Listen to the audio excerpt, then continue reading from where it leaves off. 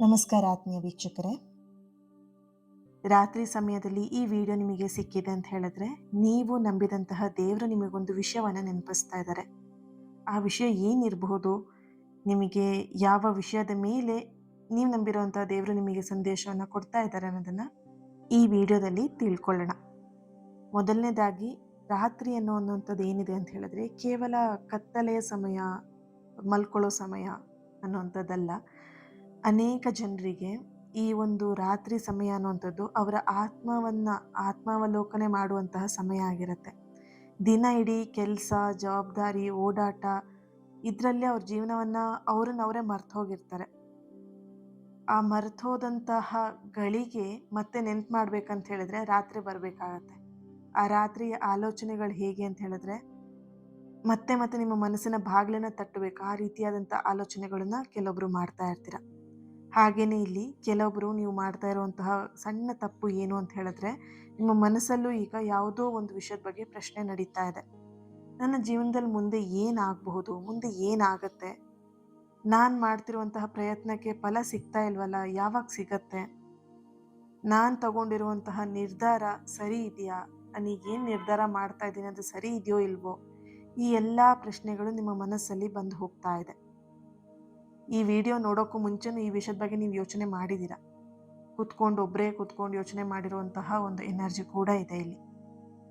ಈ ಪ್ರಶ್ನೆಗಳಿಗೆ ನಿಮಗೆ ತಕ್ಷಣ ಉತ್ತರ ಯಾರ ಬಳಿನೂ ಕೂಡ ಇರದೇ ಇರಬಹುದು. ಆದರೆ ಕೆಲವೊಮ್ಮೆ ನಾವು ಸ್ವಲ್ಪ ಹೊತ್ತು ಯೋಚನೆ ಮಾಡಿ ಆಲೋಚನೆ ಮಾಡಿದಾಗ ಆ ಉತ್ತರಗಳೆಲ್ಲವೂ ಕೂಡ ನಮ್ಮೊಳಗಿರುವಂತಹ ಧ್ವನಿಯಿಂದ ನಾವು ಅರ್ಥ ಮಾಡ್ಕೊಳ್ಬಹುದು. ಕೇಳಿಸ್ಕೊಳ್ಳುವಂತಹ ಒಂದು ಸೈಲೆನ್ಸ್ ಇದೆ ಅಲ್ವಾ. ಈಗ ಪ್ರಶ್ನೆ ಕೇಳಿದ ಮೇಲೆ ನಿಮ್ಮ ಮನಸ್ಸಲ್ಲಿ ಒಂದಷ್ಟು ಆಲೋಚನೆಗಳು ಬರುತ್ತೆ. ಆಲೋಚನೆಗಳು ಬಂದ ಮೇಲೆ ಒಂದು ಸೆಕೆಂಡ್ ಅದು ನೀವು ಸೈಲೆಂಟ್ ಆಗ್ತೀರಾ. ಆ ಸೈಲೆಂಟಲ್ಲಿ ನಿಮಗೆ ಆ ಪ್ರಶ್ನೆಗಳಿಗೆ ಉತ್ತರ ಇರುತ್ತೆ. ಹಾಗೆಯೇ ಈ ವಿಡಿಯೋದಕ್ಕೆ ಒಂದು ನಿಮಗೆ ಕನೆಕ್ಷನ್, ಆ ದೇವ್ರ ಜೊತೆ ಕನೆಕ್ಷನ್ ಇದ್ದಾಗ ಅಥವಾ ಯೂನಿವರ್ಸ್ ಜೊತೆ ಕನೆಕ್ಷನ್ ಇದ್ದಾಗ ಈ ಥರದ ವಿಡಿಯೋಗಳು ನಿಮ್ಮ ಎದುರಿಗೆ ಬರೋದಕ್ಕೆ ಶುರು ಆಗುತ್ತೆ. ಯಾಕೆ ಅಂತ ಹೇಳಿ ನಿಮ್ಮ ಮನಸ್ಸಲ್ಲಿ ಪ್ರಶ್ನೆಗಳು ಬರ್ತಾ ಇರುತ್ತೆ, ಆ ಸೈಲೆನ್ಸ್ನೂ ನೀವು ಅನುಭವಿಸ್ತೀರ. ಬಟ್ ನಿಮಗೆ ಅದು ಉತ್ತರ ನೋಡ್ಕೊಳ್ಳೋದಕ್ಕೆ, ಕಂಡುಕೊಳ್ಳೋಕೆ ನಿಮ್ಮ ಕೈಯಲ್ಲಿ ಆಗ್ತಾ ಇರಲ್ಲ. ಆವಾಗ ಈ ಥರದ ವಿಡಿಯೋಗಳು ನಿಮ್ಮ ಎದುರಿಗೆ ಬರೋದಕ್ಕೆ ಪ್ರಾರಂಭ ಆಗುತ್ತೆ. ಹಾಗೆಯೇ ಈಗಲೂ ಕೂಡ ನಿಮಗೆ ಈ ಸಮಯದಲ್ಲಿ ಈ ವಿಡಿಯೋ ನಿಮ್ಮನ್ನು ತಲುಪಿದೆ. ಒಂದು ಕ್ಷಣ ನಿಮ್ಮ ಹೃದಯದ ಮೇಲೆ ಕೈ ಇಟ್ಕೊಂಡು ನೀವೇ ಯೋಚನೆ ಮಾಡಿ, ಕಳೆದ ಕೆಲವು ದಿನಗಳಲ್ಲಿ ಎಷ್ಟೋ ಬಾರಿ ನೀವು ನಿಮ್ಮನ್ನು ಅನುಮಾನ ಮಾಡಿದ್ದೀರಾ, ನಿಮ್ಮನ್ನೇ ನೀವು ಅನುಮಾನಿಸಿದ್ದೀರಾ. ಎಷ್ಟೋ ಬಾರಿ ನಾನು ಸರಿ ಇಲ್ಲ, ನನ್ನ ಜೀವನ ಸರಿ ಇಲ್ಲ ಅಂತ ಹೇಳಿ ನಿಮ್ಮನ್ನು ನೀವೇ ದೂರ್ಕೊಂಡಿರುವಂತಹ ಎನರ್ಜಿ ಇದೆ. ಇಷ್ಟು ಸಾಲದಕ್ಕೆ ನಿಮ್ಮ ದೊಡ್ಡ ಕನಸನ್ನು ನಿಮ್ಮ ಕೈಯಾರ ನೀವೇ ಅದನ್ನು ಚಿಕ್ಕದಾಗಿ ಮಾಡಿದ್ದೀರಾ. ಆ ಕನಸುಗಳನ್ನು ಎಷ್ಟೋ ಸಲ ನೀವೇ ಅದನ್ನು ಹೊಡೆದು ಹಾಕಿರುವಂತಹ ಒಂದು ಎನರ್ಜಿ ಕೂಡ ಇದೆ ಇಲ್ಲಿ. ಇಷ್ಟೆಲ್ಲ ನೀವು ಮಾಡಿದ್ದೀರಾ. ಆದರೆ ಈಗ ಬರುವಂತಹ ಮಾತುಗಳೇನಿದೆ ಅದನ್ನು ಗಮನ ಇಟ್ಟು ಕೇಳಿ, ಅದನ್ನು ಅರ್ಥ ಮಾಡಿಕೊಂಡು ನಿಮ್ಮ ಜೀವನಕ್ಕೆ ಆದಷ್ಟು ಅಳವಡಿಸ್ಕೊಳ್ಳೋದಕ್ಕೂ ಕೂಡ ನೀವು ಪ್ರಯತ್ನ ಪಡಿ. ಈ ವಿಡಿಯೋ ನಿಮಗೆ ಸಿಕ್ಕಿದೆ ಅಂತ ಹೇಳಿದ್ರೆ ಇದು ಸಾಮಾನ್ಯವಾಗಿ ನಿಮಗೆ ಸಿಕ್ಕಿರೋದಲ್ಲ. ನಿಮ್ಮ ಒಂದಷ್ಟು ಪ್ರಶ್ನೆಗಳಿಗೆ ಉತ್ತರ ರೀತಿಯಲ್ಲೇ ಈ ವಿಡಿಯೋ ನಿಮಗೆ ಸಿಕ್ಕಿರುತ್ತೆ. ನಿಮ್ಮ ಜೀವನದಲ್ಲಿರುವಂತಹ ಒಂದಷ್ಟು ಕಷ್ಟಗಳು ಯಾವುದೇ ಕಾರಣಕ್ಕೂ ನಿಮ್ಮ ಜೀವನದ ಸೋಲನ್ನು ನಿರ್ಧಾರ ಮಾಡೋದಕ್ಕೆ ಸಾಧ್ಯನೇ ಇಲ್ಲ. ಆ ಕಷ್ಟಗಳು, ಒಂದು ವಿಫಲವಾಗಿರುವಂಥ ಪ್ರಯತ್ನ ನಿಮ್ಮ ಸಂಪೂರ್ಣವಾಗಿರುವಂತಹ ಜೀವನದ ಕಥೆಯನ್ನು ರೂಪಿಸೋದಕ್ಕೆ ಸಾಧ್ಯ ಇಲ್ಲ.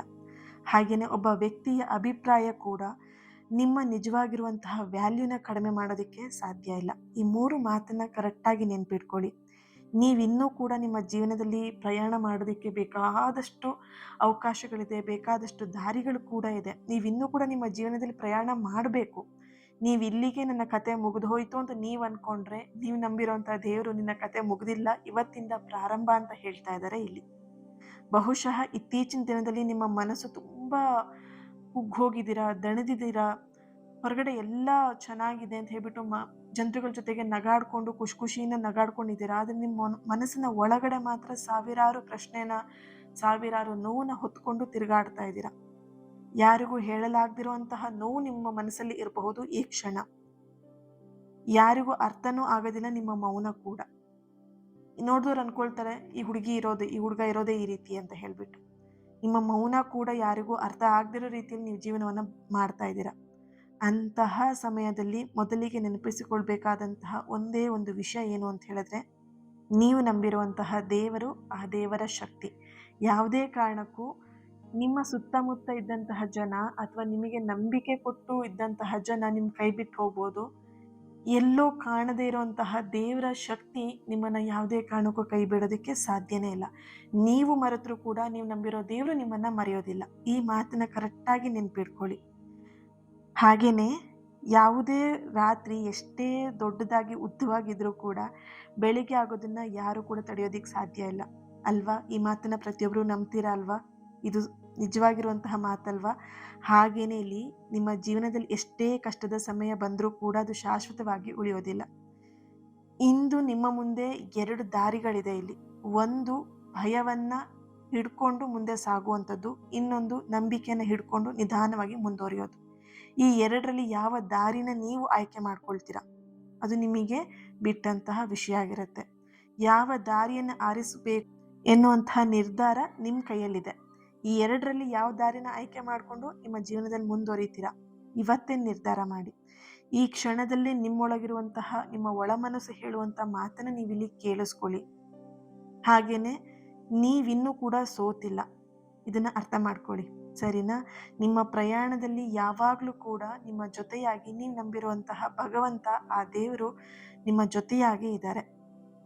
ಹಾಗೆಯೇ ಕೆಲವೊಂದಷ್ಟು ಜನಗಳಲ್ಲಿ ಬಹಳ ದಿನ ಒಂದು ವಿಷಯಕ್ಕೋಸ್ಕರ ಕಾಯ್ತಾ ಇದ್ದೀರಾ. ಒಂದು ಪ್ರಾರ್ಥನೆ ಆಗಿರ್ಬೋದು, ಒಂದು ಆಸೆ ಆಗಿರ್ಬೋದು, ಅಥವಾ ಒಂದು ಸಂಬಂಧಕ್ಕೋಸ್ಕರ ಆಗಿರ್ಬೋದು, ಅಥವಾ ಒಂದು ಹೊಸ ಆರಂಭಕ್ಕೋಸ್ಕರನೂ ಆಗಿರ್ಬೋದು. ಕೆಲವೊಮ್ಮೆ ಉತ್ತರ ತಡವಾಗಿ ಬಂದರೂ ಕೂಡ ತಡವಾದರೆ ಅದು ನಿರಾಕರಣೆ ಅಂತ ಅರ್ಥ ಅಲ್ಲ. ಕೆಲವೊಂದಷ್ಟು ಜನ ಏನು ಅನ್ಕೊಂಡ್ಬಿಡ್ತಾರೆ, ನಾನು ಅನ್ಕೊಂಡಿದ್ದು ಆಗ್ತಾ ಇಲ್ಲ, ಆದರೆ ಇದು ನನಗೆ ಸಿಗಲ್ಲ ಅಂತ ಹೇಳಿಬಿಟ್ಟು. ಅರ್ಥ ಮಾಡ್ಕೊಳ್ಳಿ, ನಾವು ಯಾವುದೇ ಒಂದು ಬೀಜವನ್ನು ನಾವು ಭೂಮಿಯಲ್ಲಿ ಬಿತ್ತನೆ ಮಾಡ್ತೀವಿ ಅಂತ ಹೇಳಿದ್ರೆ ಅವತ್ತಿನ ದಿನನೇ ಆ ಬೀಜ ಫಲವನ್ನು ಕೊಡೋದಿಲ್ಲ, ಸಿಗೋದಿಲ್ಲ ಅಲ್ವಾ? ಅದಕ್ಕೆ ಆದಂತಹ ಸಮಯ ಬೇಕಾಗತ್ತೆ. ಹಾಗೆಯೇ ನಿಮ್ಮ ಜೀವನದಲ್ಲೂ ಕೂಡ ಕೆಲವೊಂದು ಘಟನೆಗಳು ಸರಿಯಾದ ಸಮಯದಲ್ಲೇ ನಡೀತಾ ಹೋಗುತ್ತೆ. ಈ ವಿಡಿಯೋ ನಿಮಗೆ ಒಂದು ವಿಶೇಷವಾಗಿ ಒಂದು ಮಾತನ್ನು ನೆನಪಿಸ್ತಾ ಇರುವಂಥದ್ದು, ಕಾಯುವಿಕೆ ಒಂದು ಪ್ರಯಾಣ ಆಗಿರುತ್ತೆ. ಅದು ಯಾವುದೇ ಕಾರಣಕ್ಕೂ ವ್ಯರ್ಥ ಆಗಿರೋದಿಲ್ಲ. ನಿಮ್ಮ ಪ್ರಯತ್ನವನ್ನು ಯಾವುದೇ ಕಾರಣಕ್ಕೂ ನಿಲ್ಲಿಸಬೇಡಿ. ನಾನು ಅನ್ಕೊಂಡಿದ್ದು ಆಗ್ತಾ ಇಲ್ಲ ಅಂತ ಹೇಳಿ ನೀವು ಮಾಡುವಂಥ ಪ್ರಯತ್ನವನ್ನು ನಿಲ್ಲಿಸಿದ್ದೀರಿ ಅಂತ ಹೇಳಿದ್ರೆ ನೀವು ಅನ್ಕೊಂಡಿದ್ದು ಖಂಡಿತ ನಿಮಗೆ ನಂಬಿಕೆ ಇಲ್ಲ ಅಲ್ವಾ? ಹಾಗಿದ್ದಾಗ ನೀವು ಅನ್ಕೊಂಡಿದ್ದ ಕೆಲಸ ಆಗತ್ತೆ ಅನ್ನೋದನ್ನ ಹೇಗೆ ನೀವು ಅದನ್ನು ನಿರೂಪಣೆ ಮಾಡ್ತೀರಾ, ಅಥವಾ ನಿಮಗೆ ಹೇಗೆ ಅದ್ರ ಮೇಲೆ ನಂಬಿಕೆ ಬರಬೇಕು? ಪ್ರಯತ್ನವನ್ನು ಸತತವಾಗಿ ಮಾಡ್ತಾ ಬನ್ನಿ. ನಿಮಗೇನು ಕೆಲಸ ಆಗಬೇಕು ಆ ಕೆಲಸದ ಬಗ್ಗೆ, ಆ ಕಾಯುವಿಕೆ ಬಗ್ಗೆ ನೀವು ಯಾವುದೇ ಕಾರಣಕ್ಕೂ ಯೋಚನೆನ ಮಾಡಬೇಡಿ. ಆ ಕಾಯುವಿಕೆ ಒಂದು ಪ್ರಯಾಣ ಆಗಿರುತ್ತೆ. ಅದು ಯಾವುದೇ ಕಾರಣಕ್ಕೂ ನಿಮಗೆ ನಿರಾಕರಣೆ ವ್ಯರ್ಥ ಮಾಡೋದಿಲ್ಲ ಅನ್ನೋದನ್ನ ಈ ಒಂದು ಮಾತನ್ನ ಕರೆಕ್ಟಾಗಿ ನೆನ್ಪಿಟ್ಕೊಳ್ಳಿ. ಹಾಗೆಯೇ ಇಲ್ಲಿ ಒಂದಷ್ಟು ಜನ ನೀವು ಮಾಡ್ತಿರುವಂಥ ದೊಡ್ಡ ತಪ್ಪು ಏನು ಅಂತ ಹೇಳಿದ್ರೆ, ನಿಮ್ಮ ಜೀವನವನ್ನು ನಿಮ್ಮನ್ನು ಬೇರೆಯವ್ರ ಜೊತೆಗೆ ಹೋಲಿಕೆಯನ್ನು ಮಾಡ್ತಾ ಇದ್ದೀರಾ. ಅವ್ರ ಜೀವನ ಚೆನ್ನಾಗಿದೆ, ಅವ್ರ ಜೀವನದಲ್ಲಿ ಮುಂದೆ ಹೋಗ್ತಾ ಇದ್ದಾರೆ, ನಾನಿನ್ನೂ ಇಲ್ಲೇ ಇದ್ದೀನಿ, ನನಗೆ ಮೋಸ ಮಾಡಿದವರು ಅವ್ರ ಜೀವನದಲ್ಲಿ ಚೆನ್ನಾಗಿದ್ದಾರೆ, ನಾನಿನ್ನೂ ಹೀಗಿದ್ದೀನಿ ಅಲ್ವಾ?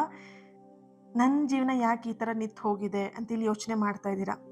ಆದರೆ ಇಲ್ಲಿ ಪ್ರತಿಯೊಬ್ಬರ ಜೀವನಕ್ಕೂ ತನ್ನದೇ ಆದಂತಹ ಒಂದು ಸಮಯ ಇರುತ್ತೆ. ನಿಮ್ಮ ಕತೆ ಬೇರೆ, ನಿಮ್ಮ ದಾರಿ ಬೇರೆ, ನಿಮ್ಮ ಗುರಿನೂ ಕೂಡ ಬೇರೆ. ಬೇರೆಯವರು ವೇಗವಾಗಿ ನೋಡಿ ನಿಮ್ಮ ಮೌಲ್ಯವನ್ನು, ನಿಮ್ಮ ವ್ಯಾಲ್ಯೂನ ನೀವು ಕಡಿಮೆ ಮಾಡ್ಕೊಳ್ಳೋದಕ್ಕಿಂತ ಈ ಕ್ಷಣ ನಿಮಗೆ ಬೇಕಾಗಿರೋದು ಆತ್ಮವಿಶ್ವಾಸ. ನೀವು ಈಗಿರುವ ಜಾಗವನ್ನು ನಿಮ್ಮ ಅಂತಿಮ, ಇದೇ ನನಗೆ ಲಾಸ್ಟ್, ಇದೇ ನನ್ನ ಅಂತಿಮ ಗುರಿ ಅಂತ ಹೇಳಿಬಿಟ್ಟು ನಿಮಗೆ ನೀವೇ ಫಿಕ್ಸ್ ಆಗಬೇಡಿ. ಇದನ್ನು ಕೇವಲ ನಿಮ್ಮ ಲೈಫಲ್ಲಿ ನಡೀತಿರೋಂಥ ಒಂದು ಹಂತ ಅಷ್ಟೇ. ಇದನ್ನು ನೀವೇನು ಮಾಡಬೇಕಂದ್ರೆ ಪಾಸಿಟಿವ್ ಆಗಿ ನೀವು ಇದನ್ನು ಸ್ವೀಕರಿಸ್ತಾ ಹೋಗಬೇಕಾಗತ್ತೆ. ಹಾಗೆಯೇ ಇಲ್ಲಿ ಕೆಲವೊಂದಷ್ಟು ಸೋಲ್, ನಿಮ್ಮ ಆತ್ಮಗಳು ಏನು ಮಾಡ್ತಾ ಇದ್ದೀರಾ ಅಂತ ಹೇಳಿದ್ರೆ, ನೋವನ್ನು ಹಿಡ್ಕೊಂಡೇ ಬದುಕ್ತಾ ಇದ್ದೀರಾ. ಹಳೆಯ ಜೀವನದಲ್ಲಿ ಅಂದರೆ ನಿಮ್ಮ ಹಿಂದೆ ಆದಂತಹ ಘಟನೆಗಳ ಬಗ್ಗೆ, ನೋವಿನ ಘಟನೆಗಳ ಬಗ್ಗೆ, ಹಾಗೆ ಯಾರೋ ಹೇಳಿದಂಥ ಮಾತಿನ ಮನಸ್ಸಲ್ಲಿ ಇಟ್ಕೊಂಡು, ಆಗಿರುವಂತಹ ಮೋಸನ ಇನ್ನೂ ಮನಸ್ಸಲ್ಲಿ ಇಟ್ಕೊಂಡು ಅದ್ರ ಜೊತೆಗೆ ಜೀವನವನ್ನು ಮಾಡ್ತಾ ಇದ್ದೀರಾ. ಆ ನೆನಪುಗಳನ್ನು ಬಿಡದೆ ಹಿಡಿದಿಟ್ಕೊಂಡಿದ್ರೆ ಹೊಸ ಸಂತೋಷಕ್ಕೆ ಜಾಗ ಖಂಡಿತವಾಗಿಯೂ ನಿಮಗೆ ಉಳಿಯೋದಿಲ್ಲ. ಆ ಜಾಗ ಕೂಡ ನಿಮಗೆ ಆಗೋದಿಲ್ಲ. ಈ ರಾತ್ರಿ ನಿಮ್ಮ ಮನಸ್ಸಿಗೆ ಹೇಳಿ, ನಿಮ್ಮ ಮನಸ್ಸನ್ನು ನೀವೇ ಗಟ್ಟಿ ಮಾಡ್ಕೊಳ್ಳಿ, ನಾನಿನ್ನು ಯಾವ ಭಾರವನ್ನು ನಾನು ಹೊತ್ಕೊಂಡು ಮುಂದೆ ಹೋಗೋದಿಲ್ಲ. ನನಗೆ ಪ್ರತಿಯೊಂದಕ್ಕೂ ಕೂಡ ಉತ್ತರ ನನಗೆ ಸಿಕ್ಕಿದೆ. ನಾನು ನಂಬಿರುವಂತಹ ದೇವರಿಂದ ನನಗೆ ಪ್ರತಿ ಕ್ಷಣ ನನಗೆ ಉತ್ತರ ಸಿಗ್ತಾ ಇದೆ. ನಾನು ನಂಬಿರುವಂತಹ ದೇವರು ನನ್ನ ಜೊತೆಯಾಗಿ ಇದ್ದಾರೆ. ಇದನ್ನು ನೀವು ನಿಧಾನವಾಗಿ ನಂಬ್ತಾ ಬರ್ತೀರಾ. ನಿಮ್ಮ ಮನಸ್ಸಲ್ಲಿರುವಂತಹ ಒಂದಷ್ಟು ಭಾರಗಳನ್ನು ನಿಧಾನವಾಗಿ ಬಿಡೋದಕ್ಕೆ ಪ್ರಾರಂಭ ಮಾಡ್ತಾ ಬರ್ತೀರಾ. ಕ್ಷಮಿಸೋದು ಅಂದ ತಕ್ಷಣ ಕೆಲವೊಬ್ರಿಗೆ ಇಲ್ಲಿ ಕ್ಷಮಿಸ್ಬಿಟ್ಟು ಮುಂದೆ ಹೋಗಿ ಅಂತ ಹೇಳ್ಬಿಟ್ಟು ಏನಾದರೂ ಆ ಥರದ ಮಾತುಗಳು ಬಂದರೆ ಅಥವಾ ನಿಮಗೆ ಈ ರೀತಿಯಾಗಿ ಹೇಳಿದರೆ ಕೆಲವೊಬ್ರು ಹೇಳೋವಂಥದ್ದು ಮಾತೇನಂತ ಹೇಳಿದ್ರೆ, ನಾನು ಕ್ಷಮಿಸ್ಬಿಟ್ರೆ ಎಲ್ಲ ಸರಿಯಾಗ್ಬಿಡತ್ತಾ ಅಂತ ಹೇಳಿಬಿಟ್ಟು ಅಲ್ವಾ? ಸೊ ಕ್ಷಮಿಸೋದು ಅಂತ ಹೇಳಿದ್ರೆ ನೀವು ನಡೆದಿರುವಂತಹ ಘಟನೆಗಳನ್ನು ಒಪ್ಕೊಳ್ತಾ ಇದ್ದೀರಾ ಅನ್ನೋದಲ್ಲ ಇಲ್ಲಿ. ನಿಮ್ಮ ಮನಸ್ಸಿಗೆ ಶಾಂತಿ ಕೊಡೋದಿಕ್ಕೇನೆ ನಿಮ್ಮ ಆ ಕ್ಷಮೆ ಅನ್ನೋದು ತುಂಬ ಇಂಪಾರ್ಟೆಂಟ್ ಆಗಿರುತ್ತೆ. ಅರ್ಥ ಮಾಡ್ಕೊಳ್ಳಿ, ನೀವು ಕ್ಷಮಿಸ್ತೇನೆ ಇದ್ದರೆ ಆ ವ್ಯಕ್ತಿ ನಿಮಗೆ ಪದೇ ಪದೇ ನೆನಪಾಗ್ತಾರೆ. ನಿಮಗೆ ಮೋಸ ಮಾಡಿದಂಥ ವ್ಯಕ್ತಿ ಆಗಿರಬಹುದು, ಅಥವಾ ನಿಮಗೆ ಯಾರೋ ಒಂದು ಕೆಟ್ಟದಾಗಿ ಹೇಳೋದಂತಹ ಕೆಲವು ಕೆಟ್ಟ ಕೆಟ್ಟ ಮಾತುಗಳನ್ನು ಹೇಳಿರುವಂತಹ ವ್ಯಕ್ತಿ ಆಗಿರಬಹುದು, ಅಥವಾ ಒಂದಷ್ಟು ಹಳೆಯ ಘಟನೆಗಳು, ಬೇಡದಿರುವಂಥ ಘಟನೆಗಳಾಗಿರ್ಬೋದು. ಅದನ್ನು ಮರುಕಳಿಸ್ತಾ ಇರ್ತೀರಾ, ಮನಸ್ಸಲ್ಲಿ ಮರುಕಳಿಸ್ತಾನೆ ಇರುತ್ತೆ ನೀವು ಬಿಡೋವರೆಗೂ. ನೀವು ಅದನ್ನು ಒಂದ್ಸಲ ಫರ್ಗಿವ್ ಮಾಡಿ ಕ್ಷಮಿಸ್ಬಿಟ್ಟು ಅದನ್ನು ಲೆಟ್ ಗೋ ಮಾಡಿದಾಗ ನಿಮ್ಮ ಮನಸ್ಸಿಗೆ ಆಗುವಂಥ ಶಾಂತಿನ ನೀವೇ ಅನುಭವಿಸ್ತೀರ. ಸರಿನಾ? ಹಾಗೇನೆ ಇಲ್ಲಿ ನೀವು ಪ್ರತಿನಿತ್ಯ ಮಾಡಬೇಕಾಗಿರುವಂಥದ್ದು ಒಂದೇ ಒಂದು ಕೆಲಸ ಏನು ಅಂತ ಹೇಳಿದ್ರೆ, ಬೆಳಿಗ್ಗೆ ಎದ್ದ ತಕ್ಷಣ ಒಂದು ಹೊಸ ನಿರ್ಧಾರವನ್ನು ನಿಮ್ಮ ಜೀವನಕ್ಕೆ ನೀವೇ ತೆಗೆದುಕೊಳ್ಳೋದು, ಈ ಒಂದು ಕೆಲಸವನ್ನು ಮಾಡ್ತಾ ಹೋಗಬೇಕು. ಇವತ್ತಿಗಿಂತ ನಾಳೆ ನಾನು ಒಂದು ಹೆಜ್ಜೆ ಮುಂದೆ ಹೋಗ್ತೀನಿ, ಮುಂದೆ ಇಡ್ತೀನಿ ಒಂದು ಹೆಜ್ಜೆನ. ಸಣ್ಣ ಬದಲಾವಣೆಗಳು ಏನಾಗುತ್ತೆ ಅಂತ ಹೇಳಿದ್ರೆ ನಿಮ್ಮ ದೊಡ್ಡ ಯಶಸ್ಸಿನ ಒಂದು ಕಾರಣವಾಗಿರುತ್ತೆ. ಒಂದು ಒಳ್ಳೆಯ ಅಭ್ಯಾಸ, ಒಂದು ಒಳ್ಳೆಯ ಮಾತು, ಒಂದು ಒಳ್ಳೆಯ ಕೆಲಸ, ಇವೆಲ್ಲವೂ ಸೇರಿ ಜೀವನವನ್ನು ಬದಲಾಯಿಸುವಂತಹ ಶಕ್ತಿ ಅದರಲ್ಲಿರುತ್ತೆ. ಒಂದೇ ಒಂದು ಮಾತನ್ನ ಹೇಳ್ತೀನಿ ನಿಮಗೆ, ದೇವರು ಕೆಟ್ಟದ್ರಲ್ಲೂ ಇದ್ದಾರೆ, ಒಳ್ಳೆಯದ್ರಲ್ಲೂ ಇದ್ದಾರೆ. ನೀವು ಮಾಡುವಂತಹ ಪ್ರತಿಯೊಂದು ಕೆಟ್ಟ ಕೆಲಸ, ನೀವು ಮಾಡುವಂತಹ ಪ್ರತಿಯೊಂದು ಒಳ್ಳೆ ಕೆಲಸದಲ್ಲಿ ದೇವರು ಖಂಡಿತ ಇದ್ದಾರೆ. ಅದೆರಡರಲ್ಲೂ ಕೂಡ ನಿಮಗೆ ನಿಮ್ಮ ಕರ್ಮಗಳು ಆ್ಯಡ್ ಆಗ್ತಾ ಹೋಗುತ್ತೆ. ನೀವೆಷ್ಟು ಒಳ್ಳೆ ಕೆಲಸಗಳನ್ನು ಮಾಡ್ತಾ ಹೋಗ್ತೀರಾ ಅಷ್ಟು ಒಳ್ಳೆ ಕರ್ಮಗಳನ್ನು ನೀವು ಮಾಡ್ತಾ ಹೋಗ್ತೀರಾ. ನೀವೆಷ್ಟು ಕೆಟ್ಟ ಕೆಲಸಗಳನ್ನು ಮಾಡ್ತಾ ಹೋಗ್ತೀರಾ ಅಷ್ಟು ಕೆಟ್ಟ ಕರ್ಮಗಳು ನಿಮಗೆ ಬರ್ತಾ ಹೋಗುತ್ತೆ. ಅದೆರಡರ ಫಲವನ್ನು ನೀವು ನಿಮ್ಮ ಜೀವನದಲ್ಲಿ ನೀವೇ ನೋಡಬೇಕು. ಓಕೆನಾ? ಹಾಗಿದ್ದಾಗ ನಿಮ್ಮ ಕೈಯಲ್ಲಿ ಆದಷ್ಟು ಒಳ್ಳೆ ಮನಸ್ಸಿಂದ ಒಳ್ಳೆ ಅಭ್ಯಾಸಗಳನ್ನು ರೂಢಿ ಮಾಡಿಕೊಂಡು, ಒಳ್ಳೆ ಮಾತುಗಳನ್ನು ಇಟ್ಕೊಂಡು, ಒಳ್ಳೆ ಕೆಲಸಗಳನ್ನು ಮಾಡ್ತಾ ಜೀವನದಲ್ಲಿ ಮುಂದುವರಿತಾ ಹೋಗಿ. ಈ ವಿಷಯಗಳೇ ಸಾಕು ನಿಮ್ಮ ಜೀವನದಲ್ಲಿ ಒಂದಷ್ಟು ಬದಲಾವಣೆ, ಪಾಸಿಟಿವ್ ಬದಲಾವಣೆ ಆಗೋದಕ್ಕೆ ಸಾಧ್ಯ ಆಗಿರುತ್ತೆ. ನೀವು ಯಾವುದೇ ಕಾರಣಕ್ಕೂ ನಂಬಿಕೆನ ಕಳ್ಕೊಂಬೇಡಿ. ನೀವು ನಂಬಿರುವಂತಹ ದೇವರ ಮೇಲೆ ಇಟ್ಟಿರುವಂತಹ ನಂಬಿಕೆಯನ್ನು ಕೂಡ ಯಾವುದೇ ಕಾರಣಕ್ಕೂ ಕಳ್ಕೊಳ್ಬೇಡಿ. ನಿಮ್ಮ ಜೀವನದ ಕತೆ ಇನ್ನೂ ಮುಗಿದಿಲ್ಲ. ಅತ್ಯುತ್ತಮವಾಗಿರುವಂತಹ ಅಧ್ಯಾಯ ಇನ್ನೂ ಬರಬೇಕಾಗಿರೋದು ಬಾಕಿ ಇದೆ. ಸರಿನಾ? ಈಗ ನೀವು ಏನು ಮಾಡ್ಬೇಕಂತ ಹೇಳಿದ್ರೆ, ಈ ರಾತ್ರಿ ಈ ವಿಡಿಯೋ ನಿಮಗೆ ನೆನಪಾಗಿದೆ, ಸಿಕ್ಕಿದೆ ಅಂತ ಹೇಳಿದ್ರೆ, ನಿಮ್ಮ ಒಂದು ಪ್ರಯಾಣ ಇನ್ನೂ ಮುಂದುವರಿಯೋದಿದೆ, ಇನ್ನೂ ಬಾಕಿ ಇದೆ. ನಿಮ್ಮ ಕನಸುಗಳಿಗೆ ಇನ್ನೂ ಅವಕಾಶ ಇದೆ. ನಿಮ್ಮ ಮನಸ್ಸಿನಲ್ಲಿ ಇನ್ನೂ ಕೂಡ ಒಂದು ಹೋಪ್ ಅನ್ನುವಂಥದ್ದು ಉಳಿದಿದೆ. ಸ್ವಲ್ಪ ಸಮಯ ನಿಮ್ಮೊಂದಿಗೆ ಕಾಲವನ್ನು ಕಳೆಯೋದು ತುಂಬಾ ಇಂಪಾರ್ಟೆಂಟ್. ಈ ಒಂದು ವಿಡಿಯೋ ನೋಡಿದ ಮೇಲೆ, ಈ ವಿಡಿಯೋ ಕೇಳಿಸ್ಕೊಂಡಿದ ಮೇಲೆ ನಿಮ್ಮ ಮನಸ್ಸಲ್ಲಿದ್ದಂತಹ ಪ್ರಶ್ನೆಗಳಿಗೆ, ಅನೇಕ ಪ್ರಶ್ನೆಗಳಿಗೆ ಉತ್ತರ ಸಿಕ್ಕಿರತ್ತೆ. ಈಗ ನಿಮ್ಮ ಮನಸ್ಸನ್ನು ಹಗುರವಾಗಿಟ್ಕೊಂಡು ಶಾಂತವಾಗಿ ಪ್ರಾರ್ಥನೆ ಮಾಡಿ ನೀವು ನಂಬಿರುವಂತಹ ದೇವರಿಗೆ. ಓಕೆನಾ? ನಿಮ್ಮ ಜೀವನದಲ್ಲಿ ಈಗಾಗಲೇ ಇರುವಂತಹ ಎಲ್ಲ ಬ್ಲೆಸ್ಸಿಂಗ್ಸ್ ಇರಬಹುದು, ಒಂದು ಪಾಸಿಟಿವ್ ಎನರ್ಜಿಗಳಿಗೆ ನೀವು ಅಂದ್ಕೊಂಡೇ ಇರಲ್ಲ ಅಂಥ ಕೆಲಸಗಳು ನಿಮ್ಮ ಲೈಫಲ್ಲಿ ಆಗ್ತಿರತ್ತೆ. ನೀವು ಕೇಳ್ಕೊಂಡೇ ಇರಲ್ಲ ಅಂಥ ಜೀವನಗಳನ್ನು ನೀವು ನೋಡ್ತಾ ಇರ್ತೀರಾ. ನಿಮ್ಮ ಜೀವನದಲ್ಲಿ ಅಂಥ ವಿಷಯಗಳು ಬರ್ತಾ ಇರತ್ತೆ. ಅದೆಲ್ಲದಿಗೂ ಕೂಡ ಒಂದಷ್ಟು ಗ್ರ್ಯಾಟಿಟ್ಯೂಡ್ನ ಹೇಳಿಬಿಟ್ಟು, ಮುಂದಿನ ದಿನಗಳಲ್ಲಿ ನಾನು ಧೈರ್ಯವನ್ನು ಆರಿಸ್ಕೊಂಡು ಧೈರ್ಯವಾಗಿ ನಾನು ಹೆಜ್ಜೆಯನ್ನು ಇಡ್ತೀನಿ, ನನ್ನ ಜೀವನದಲ್ಲಿ ನಾನು ಹೊಸ ಅಧ್ಯಾಯವನ್ನು ಪ್ರಾರಂಭ ಮಾಡ್ತೀನಿ ಅಂತ ಹೇಳಿಬಿಟ್ಟು ಇವತ್ತಿಂದ ದೃಢ ಮನಸ್ಸಿಂದ ಮುಂದೆ ಸಾಗ್ತಾ ಹೋಗಿ. ಯಾವುದೇ ಕಾರಣಕ್ಕೂ ನೀವು ನಂಬಿರುವಂತಹ ದೇವರು ನಿಮ್ಮನ್ನು ಕೈ ಬಿಡೋದಕ್ಕೆ ಅದು ಸಾಧ್ಯನೇ ಇಲ್ಲ. ಇದು ನನ್ನ ಮಾತನ್ನ ಗಟ್ಟಿಯಾಗಿ ನಂಬಿ ಮುಂದೆ ಹೆಜ್ಜೆ ಹಾಕಿ. ಈ ವಿಡಿಯೋ ನಿಮಗೆ ಇಷ್ಟ ಆಗಿದೆ ಅಂತ ಹೇಳಿದರೆ ಲೈಕ್ ಮಾಡಿ, ಹಾಗೆಯೇ ಕಮೆಂಟಲ್ಲಿ ತಿಳಿಸ್ತೀರಾ ಥ್ಯಾಂಕ್ ಯು ಗಾಡ್ ಅಂತ ಹೇಳಿಬಿಟ್ಟು ರೆಡ್ ಹಾರ್ಟ್ ಮಾರ್ಕ್ ಹಾಕಿ ಎನರ್ಜಿನ ರಿಸೀವ್ ಮಾಡ್ಕೊಳ್ಳಿ. ಹಾಗೆ ಇನ್ನಷ್ಟು ಪಾಸಿಟಿವ್ ರೀಡಿಂಗ್ನ ನೀವು ರಿಸೀವ್ ಮಾಡ್ಕೊಳ್ಬೇಕು, ನೋಡಬೇಕು ಅಂತ ಹೇಳಿದ್ರೆ ನನ್ನ ಜೊತೆಗೆ ಕನೆಕ್ಟ್ ಆಗಿ ಚಾನೆಲ್ನ ಸಬ್ಸ್ಕ್ರೈಬ್ ಮಾಡಿಕೊಂಡು, ಹಾಗೆ ಈ ವಿಡಿಯೋಗೆ ಲೈಕ್ ಮಾಡ್ತಾ ಯಾರ ಹತ್ರ ಈ ವಿಡಿಯೋನ ಶೇರ್ ಮಾಡ್ಕೊಳ್ಬೇಕಂತ ಅನ್ಸುತ್ತೆ ಅವ್ರ ಹತ್ರ ಶೇರ್ ಮಾಡ್ಕೊಳ್ಳಿ. ಆ್ಯಂಡ್ ಚಾನಲ್ನ ಸಬ್ಸ್ಕ್ರೈಬ್ ಮಾಡಿಕೊಂಡು ನನ್ನ ಜೊತೆಗೆ ಕನೆಕ್ಟ್ ಆಗಿ. ಇವತ್ತಿನ ದಿನ ಯಾರು ಬರ್ತ್ಡೇ ಆ್ಯನಿವರ್ಸರಿನ ಸೆಲೆಬ್ರೇಟ್ ಮಾಡ್ಕೊಳ್ತಿದ್ದೀರಾ, ನಿಮಗೆಲ್ಲರಿಗೂ ಕೂಡ ಒಳ್ಳೆಯದಾಗಲಿ. ಆ್ಯಂಡ್ ನಿಮ್ಮ ಸಕಾರಾತ್ಮಕವಾಗಿರುವಂತಹ ಎಲ್ಲ ಆಸೆ ಕನಸುಗಳು ಆದಷ್ಟು ಬೇಗ ನೆರವೇರಲಿ ಅಂತ ಹೇಳಿ ಬ್ಲೆಸ್ ಮಾಡ್ತಾ, ಹೀಲ್ ಮಾಡ್ತಾ ಇನ್ನೊಂದು ರೀಡಿಂಗಲ್ಲಿ ನಾನು ಸಿಗ್ತೀನಿ. ಅಲ್ಲಿಯವರೆಗೆ take care and God bless you all.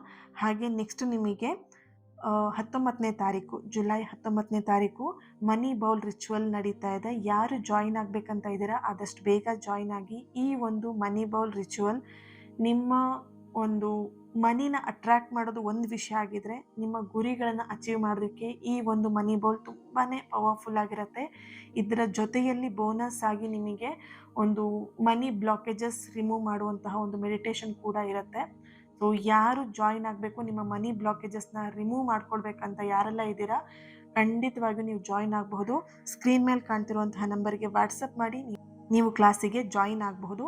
In detail ಆಗಿ ನೀವು ಪ್ರತಿಯೊಬ್ಬರು ಕೂಡ ಕ್ಲಾಸಲ್ಲಿ ಕಲಿತೀರ. ಏನು ಗೊತ್ತಾ, ಕೆಲವೊಬ್ರು ಏನಂತ ಹೇಳಿದ್ರೆ ರಿವ್ಯೂನ ನೋಡ್ತಾರೆ, ಇದು ಹೇಗಿರುತ್ತೆ ಅಂತ ತಿಳ್ಕೊಳ್ತಾರೆ. ಕೆಲವೊಬ್ರು ಕಣ್ಣು ಮುಚ್ಚಿ ಜಾಯಿನ್ ಆಗ್ತಾರಲ್ವ, ಅವರಿಗೇ ಒಂದಷ್ಟು ಬೆನಿಫಿಟ್ ಸಿಗೋದು, ಅವ್ರ ಜೀವನದಲ್ಲಿ ಬದಲಾವಣೆ ನೋಡೋದು. ಸೊ ತುಂಬ ಅನುಮಾನ ಮಾಡೋಕ್ಕೆ ಹೋಗ್ಬೇಡಿ, ತುಂಬ ಆಲೋಚನೆ ಮಾಡ್ದೇ ಆರಾಮಾಗಿ ಜಾಯಿನ್ ಆಗಿ, ಓಕೆನಾ. ಸೊ ಎಸ್, ಇಂಟ್ರೆಸ್ಟ್ ಇದ್ದರೆ ಆದಷ್ಟು ಬೇಗ ಜಾಯಿನ್ ಆಗಿ. ಲಿಮಿಟೆಡ್ ಸೀಟ್ ಆಗಿರುತ್ತೆ. ಸೊ ಹಾಗಾಗಿ ಇಂಟ್ರೆಸ್ಟ್ ಇರೋರು ವಾಟ್ಸಪ್ ಮಾಡಿ ಜಾಯಿನ್ ಆಗಬಹುದು. Thank you. God bless you all.